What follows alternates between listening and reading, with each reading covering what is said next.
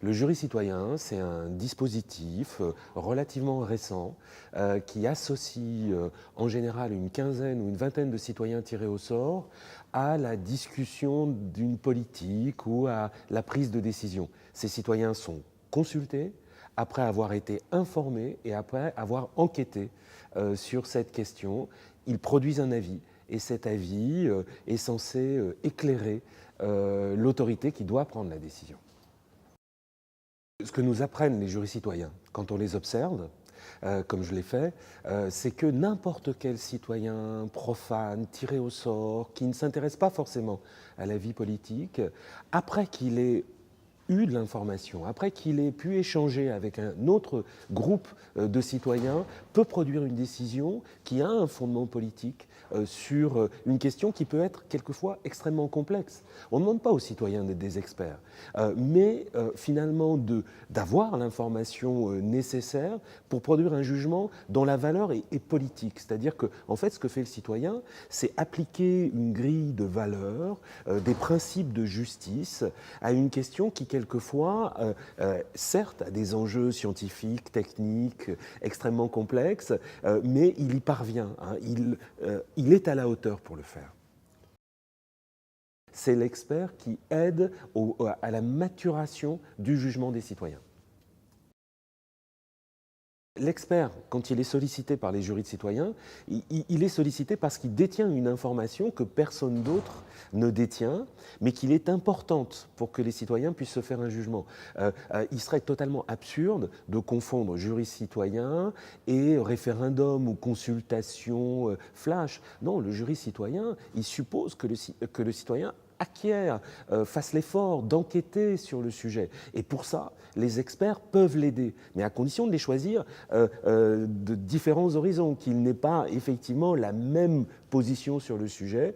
Ce qui est important dans le jury citoyen, c'est le principe du contradictoire. C'est-à-dire, on est exactement comme dans un tribunal.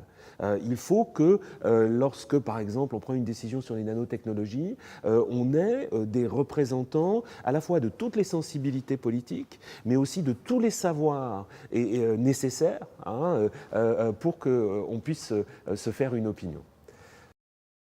Si on regarde les élus, la plupart du temps, en dehors de quelques dossiers qu'ils maîtrisent très bien, ils sont à la merci finalement des experts, des groupes d'intérêt, et ils bricolent en quelque sorte. Ce que le jury citoyen apporte comme dimension supplémentaire, c'est que là, il y a une organisation du débat, une organisation de la délibération, alors qui est peut-être un peu artificielle, ce qu'on peut lui reprocher, mais on est sûr qu'à la fin, très clairement, tout a été dit et en fait, on peut véritablement se faire une opinion véritable sur le sujet. Il est clair qu'on est à un tournant dans l'histoire de nos démocraties, de mon point de vue, où le caractère un peu obsolète des institutions traditionnelles nous oblige à faire un effort de pensée et un effort d'imagination.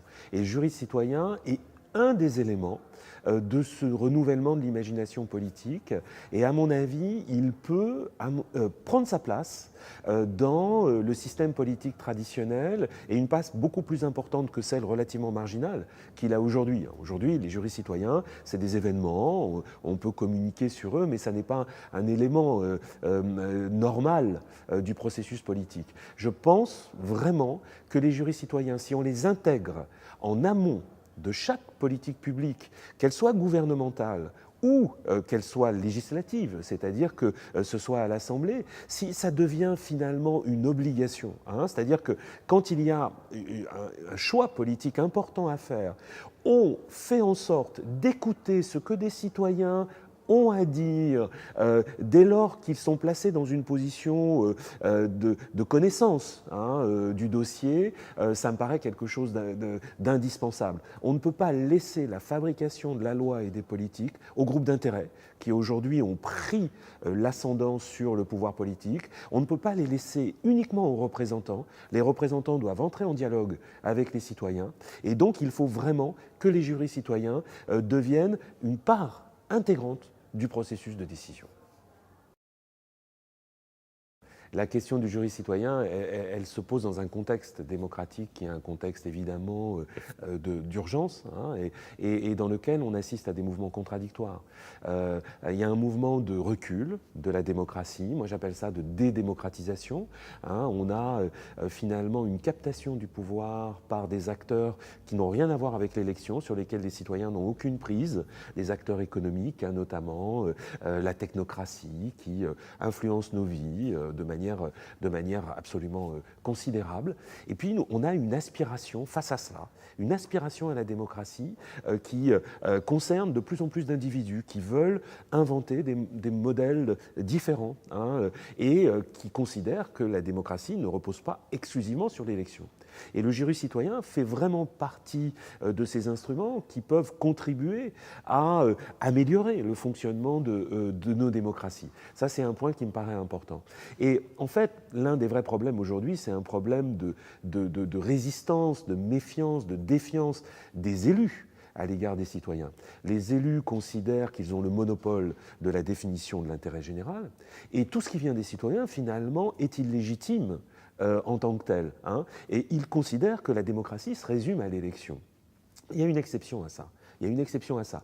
Quand vous voyez des élus ou des experts accompagner et observer la manière dont les jurys citoyens fonctionnent, à la fin, ils sont convaincus. C'est quelque chose d'assez intéressant d'ailleurs de voir ce processus de conversion. Vous voyez que finalement les citoyens sont parfaitement à la hauteur du rôle qu'on leur demande et surtout sont détachés de ce besoin de se faire réélire ou sont détachés finalement de l'influence du contexte, des groupes d'intérêt, notamment économiques. Et ça fait la valeur politique majeure. En fait, les élus, très clairement, ne connaissent pas ce dispositif. Quand ils le connaissent, alors ils sont très peu nombreux à prendre le temps de s'y intéresser, quand ils le connaissent, ils finissent par en voir l'apport.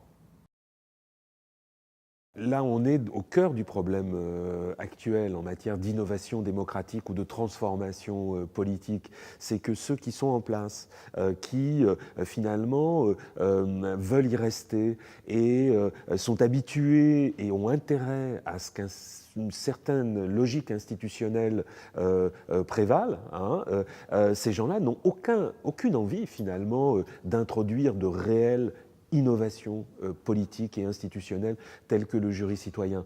Et donc, on est dans une forme d'impasse là.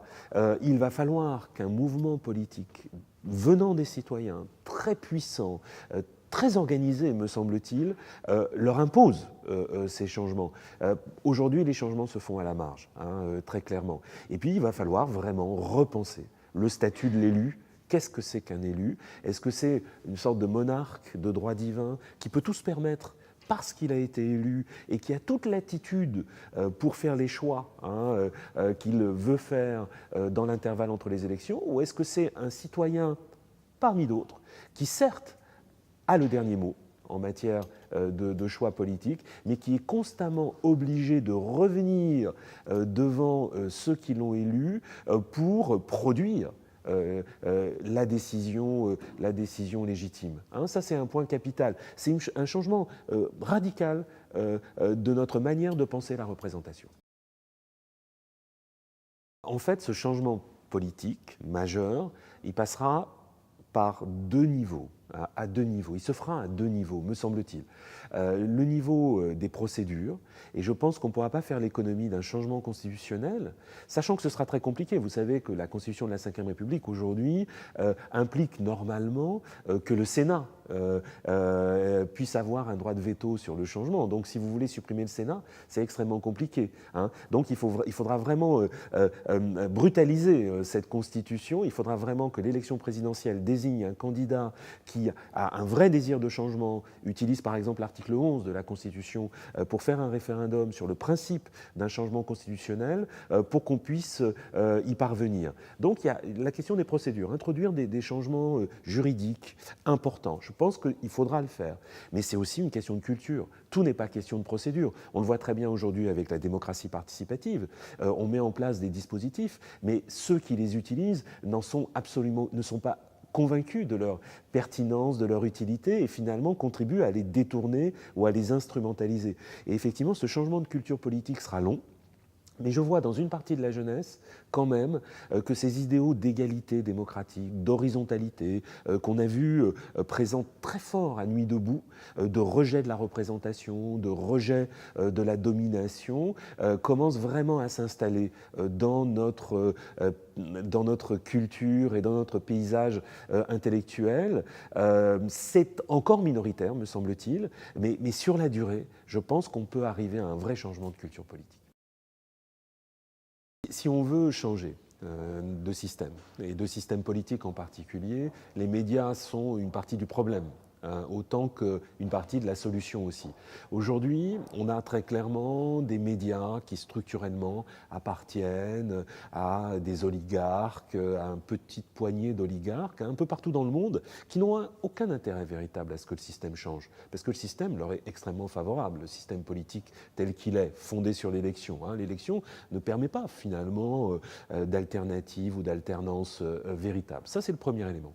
Deuxième élément, les médias ont de moins en moins de moyens humains et de moins en moins de journalistes spécialisés. Donc, ceux qui pourraient, dans les rédactions, finalement, se concentrer sur ces innovations sociales ou politiques, bon, ils n'existent plus. Donc, il faut toujours leur réapprendre à penser différemment, parce qu'eux aussi ont en tête des schémas extrêmement classiques. Et puis, troisième élément, il y a un élément qui manque très clairement dans les jurys citoyens, comme beaucoup de mécanismes de démocratie participative, c'est le caractère spectaculaire.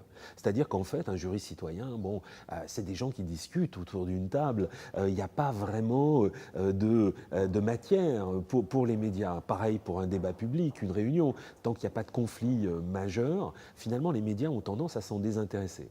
Puis, dernier élément qui ajoute à cette difficulté, me semble-t-il, c'est que les médias, quelque part, comme les politiques, se pensent comme les vrais représentants de la société et des citoyens, et donc eux aussi peuvent se sentir concurrencés par cette opinion-là et cette forme d'opinion-là.